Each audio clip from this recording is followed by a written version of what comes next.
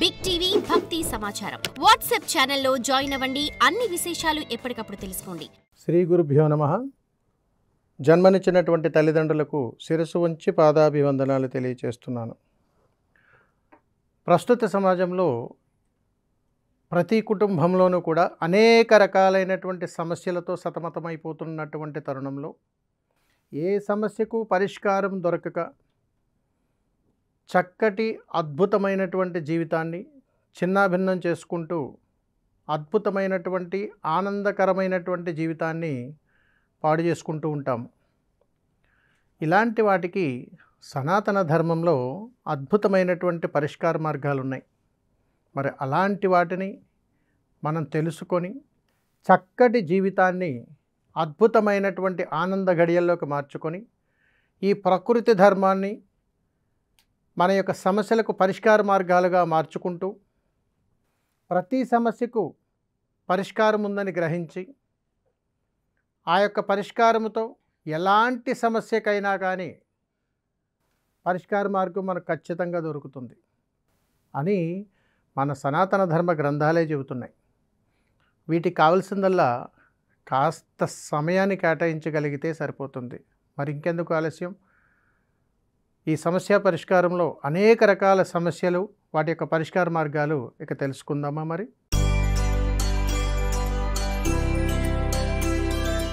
మనకు తరచూ కష్టాలు వస్తుంటాయి.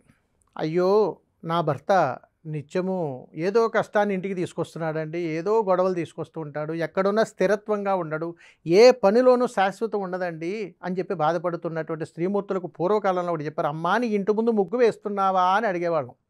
అంటే గృహం ముందు వేసేటువంటి ముగ్గు చాలా విలువైనటువంటిది. ఆ ముగ్గులో పసుపు కుంకాలను వేయవచ్చునా అని అడిగేవారు. అంటే పసుపు కుంకాలు అనేటువంటివి శుభకార్యాలు. మరి ముగ్గు మనకు తెలియకుండా ఎంతో అద్భుతమైనటువంటి అతీతమైనటువంటి శక్తిని గృహలక్ష్మిగా కొలుస్తారు. ఏం కొలుస్తారు? గృహలక్ష్మిగా కొలుస్తారు.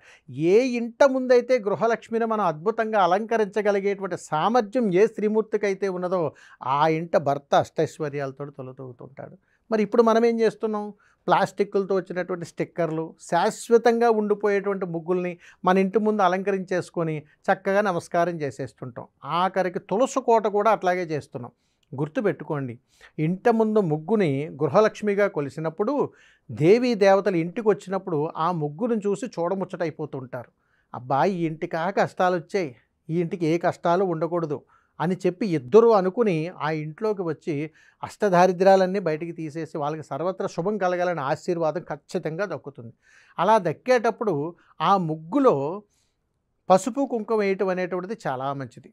మనం అనుకుంటుంటాం ముగ్గు వేస్తాం కదండి, తొక్కకూడదు కదా, పసుపు కుంకాలు వేసినప్పుడు కూడా అంటే దాని అర్థం ఏమిటంటే ఎప్పుడూ కూడా ముగ్గు వేసినప్పుడు తొక్కకూడదు.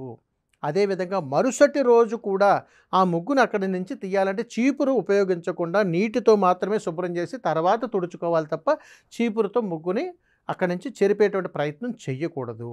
ఎందుకనంటే గృహలక్ష్మి వేరు, గ్రామదేవత యొక్క సంపూర్ణమైనటువంటి అనుగ్రహం వేరు. అంటే ఇంటి ముందు వేసినటువంటి ముగ్గులో పసుపు కుంకుమ వేయటం వల్ల పరమార్థం ఏమిటనంటే, అమ్మా నా ఇంట కష్టాలున్నాయి, కన్నీళ్ళ జీవితం ఉంది, శుభకార్యం కోసం ఎదురు చూస్తున్నాను అని అనడం కోసం పసుపు సంకేతం అయితే, కుంకుమ ఆ ఇంట తినటానికి ఉండటానికి ఎలాంటి ఇబ్బందులు కలగకుండా మమ్మల్ని ఆశీర్వదించమ్మా అని చెప్పడం కోసం, నిండు సౌభాగ్యాన్ని ఇవ్వడం కోసం కుంకుమ. తరువాత ఆ ఇంట కుటుంబం అందరూ కూడా సఖ్యతగా ఉండాలని చెప్పి ఈ ముగ్గుని మనం ఇంటి ముందు వేస్తూ ఉంటాం. అందుకని శుద్ధతో వేసేటువంటి ముగ్గు కంటే పోతగా పోసినటువంటి ముగ్గుకే బలం ఎక్కువ. ఎందుకనంటే చెప్పన ఒక చిన్న రహస్యం ఉన్నది. రాత్రిపూట అమ్మవారు ఇంటి ముందుకొచ్చి నిలబడి వెళ్తారు అనటానికి చిన్న నిదర్శనమే ముగ్గు. ఎందుకనంటే ముగ్గు ముందు నిలబడి అమ్మవారు తన యొక్క పైటను ఇట్లా ఇట్లా తొణికిసలాడితే ఆ ముగ్గు అటు ఇటుగా ఊగేటువంటి అద్భుతమైనటువంటి విధానం మనకు కనిపిస్తూ ఉంటుంది. మనం అనుకుంటుంటాం కొన్ని ముగ్గు ఉదయం లేవగానే ఇలా చెరిగిపోయినట్టు ఉంటుంది. దేవతా అనుగ్రహాలు అవి.